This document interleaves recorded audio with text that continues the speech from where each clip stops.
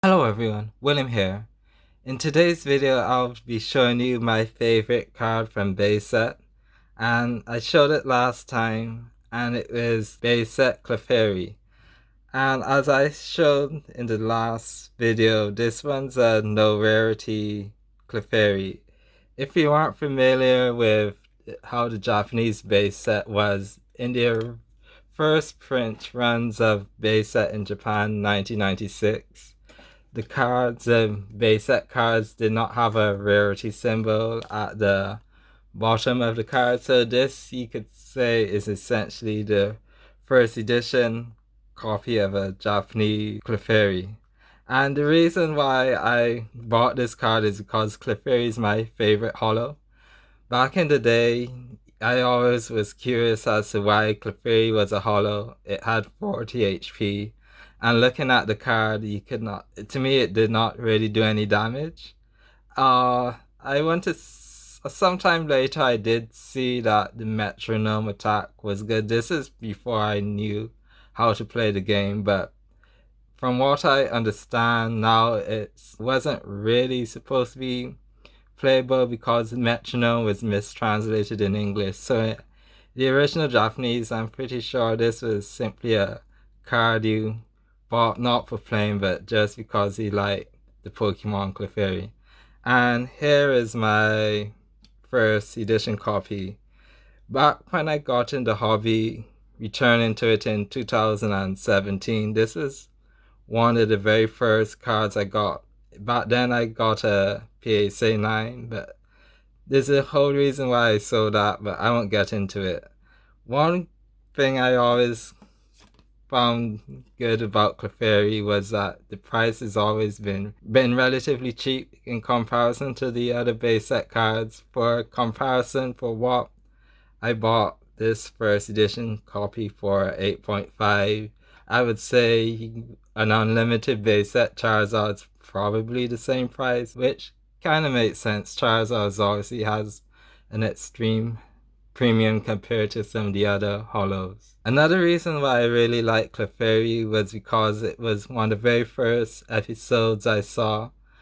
When I used to watch the Pokemon anime, I didn't manage to see the very first, maybe 1 to 2 episodes. Probably, I want to say maybe episode 4 was the very first episode I saw. So, and in episode 6, let me see the title. That was Clefairy and the Moonstone, where Ash and company, they ran into a bunch of Clefairy. So exposure to the Pokemon really made me like it. It's one of those things where maybe it might have been for some people where the Pokemon you saw first were the ones that you gravitated to. And since Clefairy wasn't that popular in my school, I was able to trade. I want to say it was a Beedrill and Clefairy. Might have been Beedrill and Kakuna for a coffee, which might seem not a fair trade into a rare and uncommon for a holo, but as I said, Clefairy wasn't really that appreciated by some people, so some were able to let it go for what's so-called uneven trade. So I was able to get, I never pulled one from a base set pack, but I was able to trade for one very easily. Now, why I never bought a no rarity copy before compared to, as I said, I got a first edition copy back in 2017 was when I first got back into the hobby. There was a forum I used to go on, and there was a guy on there who was really hyping up no rarity cards to the point where I didn't feel like buying them because to me they're kind of being, don't want to say manipulated, but there's a bit too much eyes on them. So I waited until now to buy one, which is, it's kind of completely different now. Maybe it's just my antidotes of what I'm watching and what I'm seeing, but nowadays no rarity and first edition is practically like falling off the radar in some ways. For instance, whenever I see like a card show or any kind of big YouTuber talking about buying a card, it's almost, they talk about buying a gold star or I'm trying to think what other.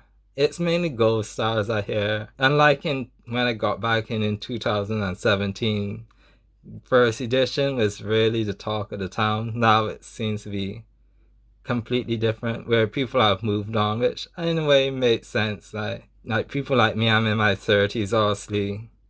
The younger generations, they aren't going to really remember first edition, and definitely No Rarity. At the time in 99, I didn't know about No Rarity, so it makes sense that these might not get as popular as they once were, which to me doesn't, I don't really mind.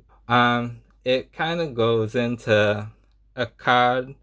I coincidentally, when I bought my No Rarity Clefairy, the seller included this card, this Marowak, which at first I thought was kind of odd, but then I realized that I looked up the set number, which I don't know all the Japanese sets by heart, SV2A, which is, for those that are familiar with the card art, it's a 151 card.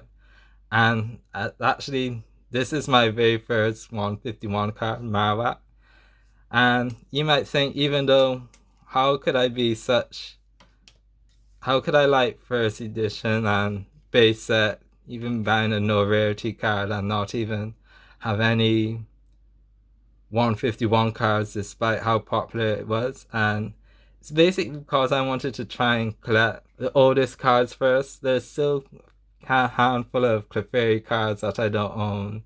Speaking of first edition, I haven't completed my first edition jungle set, but you can see that I generally appreciate the originals a bit more. Although 151's cool, there's a channel I watch called Pokemonster. I want to say he does quite a bit of openings on 151, so I appreciate watching others open it and collect it. In time, I might get a 151 Clefairy and Cloyster. One good thing about it, I think, because Clefairy doesn't have any major expensive cards, which is to me as surprising. For quite a few Pokemon, they appear in some rare like Japanese trophy cards and whatnot, where collecting the entire run of a certain species would be quite expensive. But thankfully, Clefairy doesn't have any cards that are really too expensive. Only the first edition, and I guess the one with Lily is kind of expensive, but not by much in comparison to cards that could cost like thousands, such as a Gold Star and whatnot. So kind of rambling at this point, but yeah, it's coming up on 10 minutes, so I'll end the video here. But in my next video, instead of Clefairy, I'll talk about another card, and that's my Cinccino collection. So thanks for watching, and I'll see you later.